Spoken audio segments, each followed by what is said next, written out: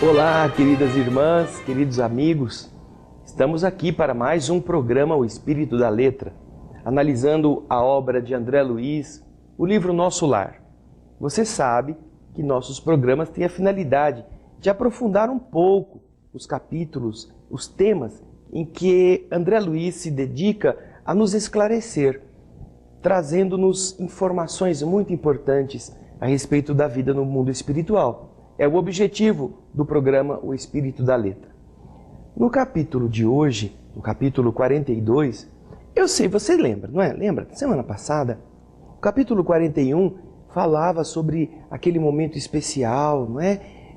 Ouviram uns clarins tocando, ouviram aquele som específico, assim majestoso e ao mesmo tempo que dava uma sensação estranha de uma coisa muito grave.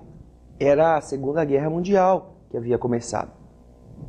Então, o capítulo 41, ele terminou quando o governador dirigiu-se às pessoas, determinando que elas ficassem calmas e que voltassem ao seu trabalho, cada uma à sua atividade, para que através do pensamento elevado nós pudéssemos estar cooperando com a lei do universo no sentido da transformação de todas as coisas. O capítulo 42 vai começar com a palavra do governador. Logo no domingo seguinte, que eles ouviram aquele clarim, prometeu o governador a realização do culto evangélico no Ministério da Regeneração.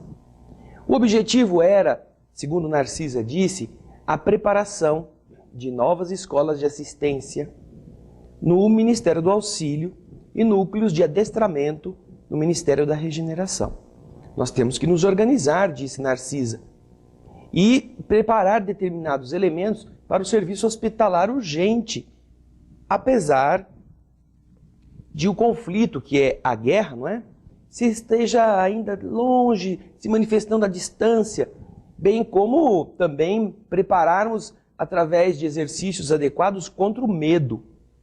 Contra o medo? Perguntou André Luiz. O medo? Sim.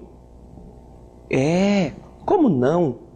Talvez você estranhe, como acontece com muita gente, a elevada porcentagem de existências humanas estranguladas simplesmente pelas vibrações destrutivas do terror, que é tão contagioso como qualquer moléstia de perigosa propagação. Classificamos o medo como dos piores inimigos da criatura, porque ele se aloja na cidadela da alma, atacando as forças mais profundas. Observando-me então a estranheza, Narcisa continuou. Não tenha dúvida, André.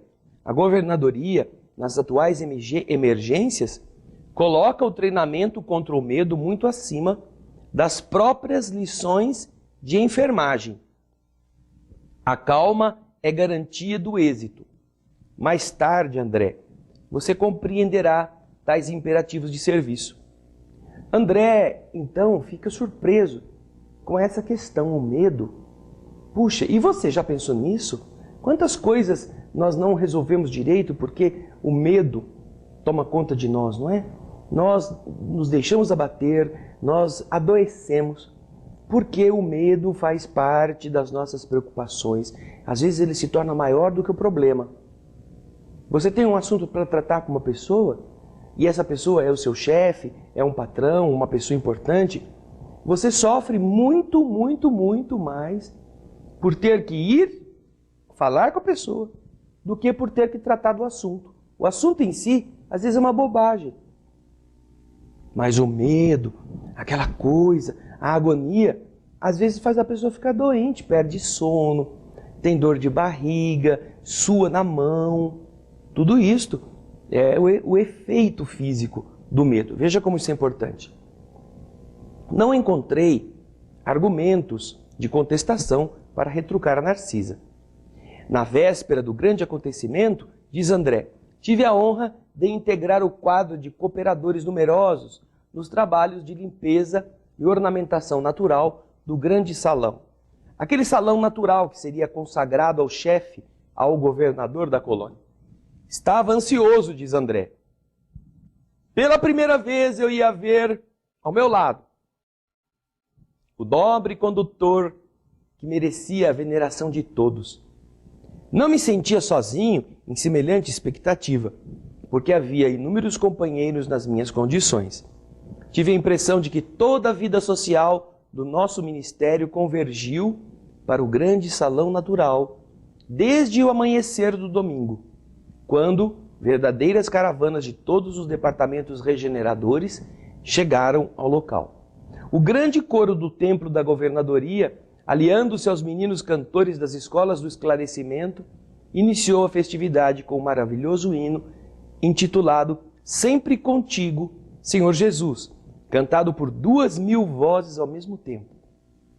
Aí houve outras melodias, não é? Aquela coisa da reunião daquele grupo em um momento tão especial que estaria antecedendo a palestra do governador.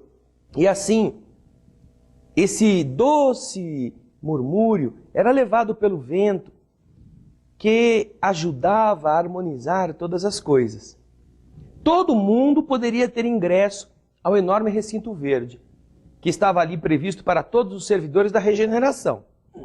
Porque, conforme o programa estabelecido, o culto evangélico era dedicado especialmente a eles. E os demais departamentos compareciam através de numerosas delegações. Pela primeira vez, diz André, tive à minha frente alguns cooperadores do Ministério da Elevação e outros do Ministério da União Divina, que pareceram vestidos em brilhantes claridades. A festividade era além de tudo que eu pudesse sonhar em beleza e deslumbramento. Aí ele vai falando dos instrumentos musicais, o poder vibratório que eles emitiam com o seu som envolvendo todas as coisas.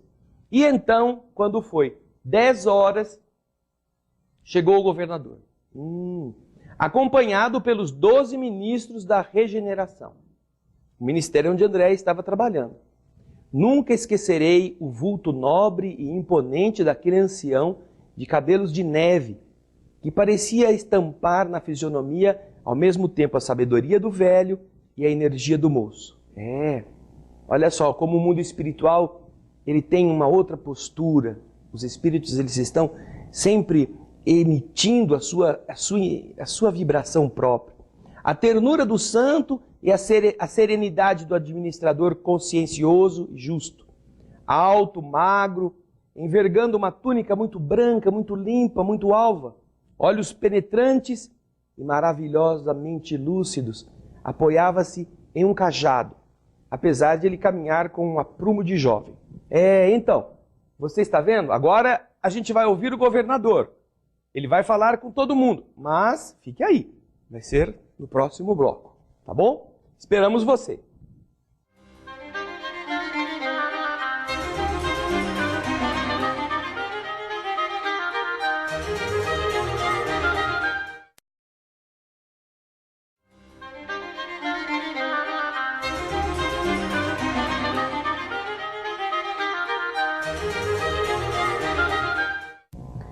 Estamos de volta com o capítulo 42 do livro Nosso Lar, a palavra do governador. Estávamos vendo como foi que tudo se arrumou para que, no domingo, o governador da cidade Nosso Lar pudesse dirigir-se a todos os trabalhadores da regeneração e mais os trabalhadores que quisessem, como delegados de outros ministérios, comparecer também. André Luiz descreveu a figura imponente, a figura sóbria, austera, firme, jovem e idoso ao mesmo tempo. André se deslumbra, se espanta de ver essa postura. Então, o governador se posiciona sentado no lugar de destaque necessário para que ele pudesse dirigir-se, então, à Assembleia. Agora você vai acompanhar o texto, olha. O velhinho enérgico e amorável passeou o olhar pela assembleia compacta, constituída de milhares de assistentes. Em seguida, abriu um livro luminoso que o companheiro me informou, o Salúcio que estava com o André, não é? Ser o Evangelho de Jesus. Folheou-o atento e depois leu em voz alta e pausada. E ouvireis falar de guerras e de rumores de guerras. Olhai, não vos assusteis, porque é mister que isto tudo aconteça, mas ainda não é o fim. Palavras de Jesus que estão no capítulo 24, versículo 6 do Evangelho de Mateus. Com o volume de voz consideravelmente aumentado pelas vibrações elétricas, o chefe da cidade orou comovidamente, invocando as bênçãos do Cristo, saudando em seguida os representantes da união divina, da elevação, do esclarecimento, da comunicação e do auxílio, que eram os outros ministérios que estavam presentes, dirigindo-se com especial atenção depois a todos os colaboradores dos trabalhos do Ministério da Regeneração. Ah, André fala, impossível descrever a entonação doce e enérgica, amorosa e convincente daquela voz inesquecível, bem como traduzir no papel humano as considerações divinas do comentário evangélico, feito com profundo sentimento de veneração pelas coisas sagradas. Finalizando, em meio de respeitoso silêncio, dirigiu-se o governador de maneira particular aos servidores da regeneração, exclamando mais ou menos nestes termos: é para vós, irmãos meus, cujos trabalhos se aproximam das atividades terrestres com mais propriedade, que dirijo o meu apelo pessoal, muito esperando da vossa nobre dedicação. Elevemos ao máximo o nosso padrão de coragem e de espírito de serviço. Quando as forças da sombra agravam as dificuldades das esferas inferiores, é imprescindível acender novas luzes que dissipem na terra as trevas densas que lá se encontram. Consagrei o culto de hoje a todos os servidores deste ministério, votando-lhes de modo particular a confiança do meu coração. Não me dirijo, portanto, neste momento, aos nossos irmãos cujas mentes já funcionam em zonas mais altas da vida, que já estão em níveis superiores, mas a vocês, que trazeis nas sandálias da recordação os sinais da poeira do mundo. Por que ele diz isto? Veja só, o governador está no Ministério da Regeneração. O Ministério da Regeneração é aquele que traz muito próximo o contato com os que estão na terra. Os que chegam em nosso lar geralmente ingressam na colônia através do Ministério da Regeneração. Regeneração e auxílio são as duas instituições da colônia Nosso Lar que estão mais ligadas à região da terra e à região umbralina. Então o governador está se referindo, agora que a guerra está acontecendo, a todos aqueles que estão nestes dois ministérios, particularmente na regeneração, devotados àqueles que chegam da terra, aqueles que estão vindo com as marcas da dor, da miséria, da tragédia, do ódio. Então é por isso que ele está se referindo a esses que têm a poeira ainda do mundo. E eu estou fazendo isso, diz o governador, para exalçar, para elevar a tarefa gigantesca. Nosso lar precisa de 30 mil servidores adestrados no serviço defensivo. 30 mil trabalhadores que não meçam necessidade de descanso, nem conveniências pessoais.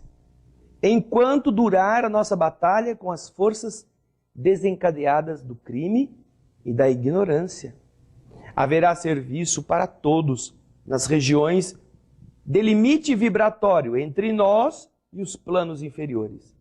Porque não podemos esperar o adversário aqui na nossa morada, nas organizações coletivas. É preciso considerar a medicina preventiva como uma medida primordial para a preservação da paz interna. Em nosso lar, diz o governador, somos mais de 1 milhão de criaturas devotadas aos desígnios superiores e ao melhoramento moral de nós mesmos. Seria caridade permitir a invasão de vários milhões de espíritos desordeiros? Não. Não podemos, portanto, hesitar no que se refere à defesa do bem. Sei que muitos de vós recordais, neste instante, o grande crucificado. Sim, Jesus entregou-se à turba de amotinados e criminosos por amor à redenção de todos nós, mas não entregou o mundo à desordem e ao aniquilamento. Todos devemos estar prontos para o sacrifício individual, mas não podemos entregar nossa morada aos malfeitores. Lógico que a nossa tarefa essencial é de confraternização e paz, de amor e alívio aos que sofrem. Claro que interpretaremos todo o mal como desperdício de energia e todo o crime como doença da alma. Entretanto, nosso lar é um patrimônio divino que precisamos defender com todas as energias do coração. Quem não sabe preservar não é digno de usufruir. Veja que frase interessante. Quem não sabe preservar não é digno de usufruir. São conceitos que o governador vai melhorar para que nós entendamos um pouco mais no bloco que daqui a pouco nós estaremos levando a você como parte final do estudo do livro Nosso Lar, no capítulo 42. Fique conosco, daqui a pouco a gente volta.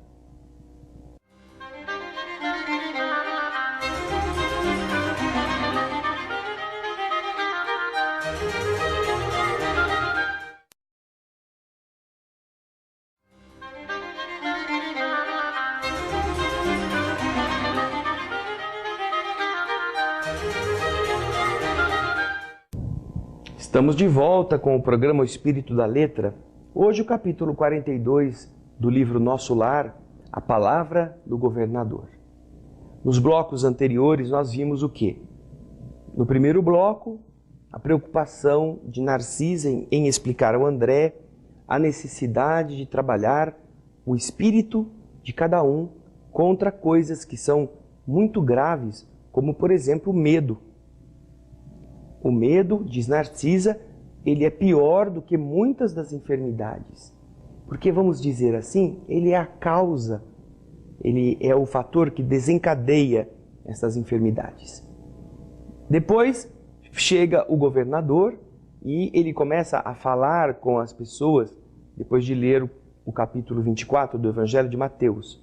Todos os que estavam nos salões verdes do Ministério da Regeneração escutam o governador exaltando-os, mas depois de falar para todos, ele se dirige aos que são da regeneração especificamente, falando para que eles lutassem, para que eles não se deixassem abater, que não era lícito permitir a invasão de espíritos dementados que foram liberados nessas sanhas agressivas da Segunda Guerra Mundial, chegando em nosso lar sem que antes fossem atendidos, antes de chegarem, antes de serem equilibrados ou atendidos na emergência, invadissem a cidade. Portanto, no bloco passado, nós vimos o governador solicitando dos trabalhadores da regeneração 30 mil voluntários, que não tivessem medo, que não tivessem cansaço, que estivessem acima dos interesses pessoais, para multiplicar esforços de defesa, não ali na fronteirinha de nosso lar, mas lá nas linhas entre o nível evolutivo, o nível vibratório da cidade Nosso Lar e as regiões inferiores, fora da cidade. Não é no muro da cidade que eles iriam fazer defesa. Eles estariam longe ainda nas zonas de contato vibratório entre os dois níveis, do Nosso Lar e o nível imediatamente abaixo. Nós precisamos, diz o governador, não é? Precisamos ter este cuidado. Por quê? Porque quem não sabe preservar não é digno de usufruir. Fala com muita clareza este velhinho, ensinando-nos a respeito.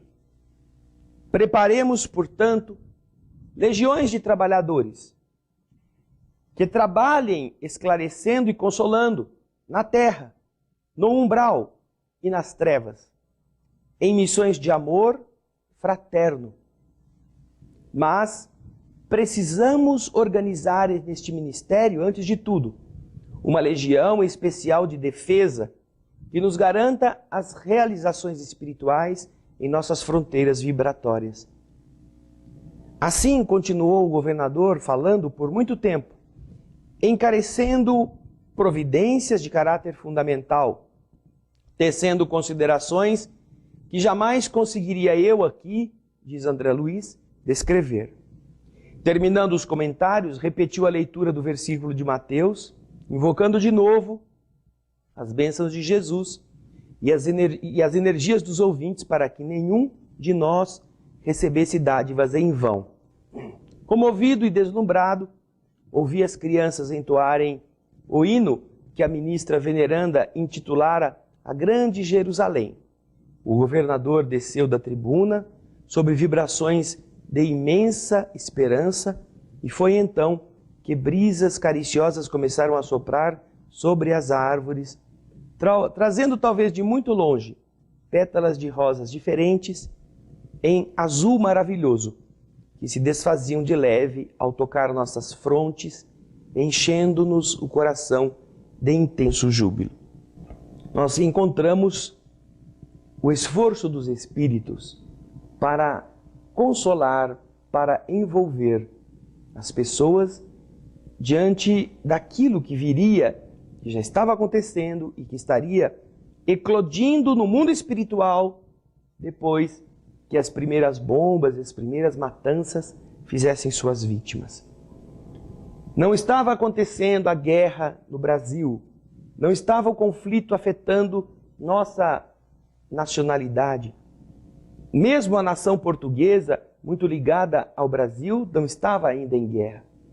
Mas os espíritos já sabiam do grande problema que surgiria e da imensa necessidade de amparo que todos estes povos precisariam no plano espiritual. Você já pensou quando vai na sua casa espírita e o dirigente da sua instituição diz: olha, precisamos de um voluntário aqui para levar uma pessoa no hospital que está doente. Você tem carro, você tem tempo, você dispõe de condições e às vezes fala: eu não vou não, justo hoje que é meu dia de descanso, eu vou ficar, alguém vai aparecer, né? Por que não chama ambulância? Paga um táxi. Nós estamos ainda dormindo, você não acha? Você não acha, você que está em casa, que ainda é muita irresponsabilidade da nossa parte? Diante de situações graves, mas não tão graves como a guerra, e com todos os recursos disponíveis, nós podermos encarar um trabalho mais intenso, que não seja de uma pessoa que está doente, mas mesmo na instituição espírita. Não, eu vou uma vez na casa espírita por semana e faço a minha parte, eu faço o que eu posso. Para de se enganar. Você não faz o que você pode, coisa nenhuma. Você está deixando de fazer muito mais.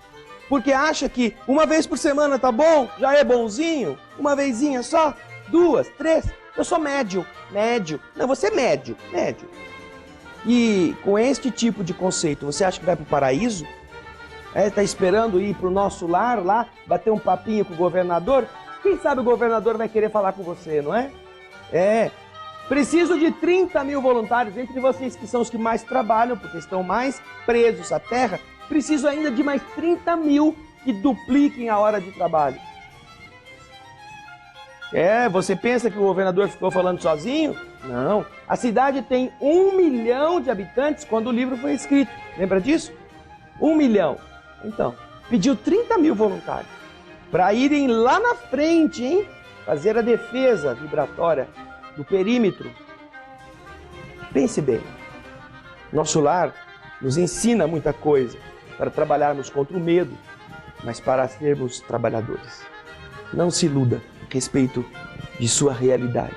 Nós não sairemos da terra melhores se não vencermos nosso interesse pessoal, nosso egoísmo, nosso comodismo.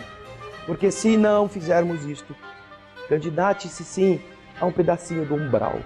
Lá nós estaremos bem acolhidos. Não é isso que André Luiz quer, hein? Nem esse que escreveu o livro, nem esse que está falando. A gente quer que você esteja bem. e esteja do lado de lá, feliz por ter feito do lado de cá tudo o que você podia. Obrigado pelo seu carinho, obrigado pela sua presença no nosso programa e até o programa da próxima semana. Muita paz.